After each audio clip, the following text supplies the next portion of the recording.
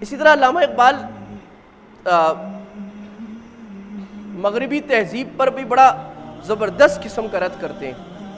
اور علامہ اقبال یہ بات سمجھ گئے ہیں کہ اسلام کو اس وقت جو سب سے بڑا دھچکا ہے وہ مغربی تہذیب سے ہے، اور یہ تہذیب ایسی خطرناک تہذیب ہے جو اپنے ایسا سیلاب ہے جو ہر تہذیب کو بہا کے لے جاتی ہے۔ چینی تہذیب، جاپانی تہذیب، ساری تہذیبیں اس کے آگے گر گئیں۔ تو علامہ اقبال نے اس کو اس تہذیب کو اس عنوان سے کہا تھا، دنیا کو ہے مارکہ روح و بدن پیش۔ تہذیب نے پھر اپنے درندوں کو ابھارا کہ مغربی تہذیب جو ہے وہ اصل میں درندگی کو ابھارتی ہے، انسان کے اندر کی جو قوت شہوت ہے، جو لسٹ ہے، جو گریڈ ہے، جو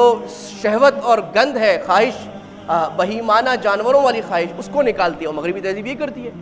کہ انسان پر حکمرانی کرے گا، یعنی انسان کی خواہش حکمرانی کرے گی۔ میرا دل ہے میں شراب پیوں، میرا دل ہے میں زنا کروں، کسی کا دل ہے کہ مرد سے تعلق قائم کرے، عورت سے تعلق قائم کرے، کپڑے عورت اتار دے۔ تو مغربی تہذیب اس کو نظام بنا رہی ہے، تو اس لیے علامہ اقبال نے اس کو درندگی سے کہا تھا، اور یہ کہا تھا کہ تمہاری تہذیب آپ اپنے خنجر سے خودکشی کرے گی، جو شاخ نازک پہ بنے گا آشیاں ناپائیدار ہوگا۔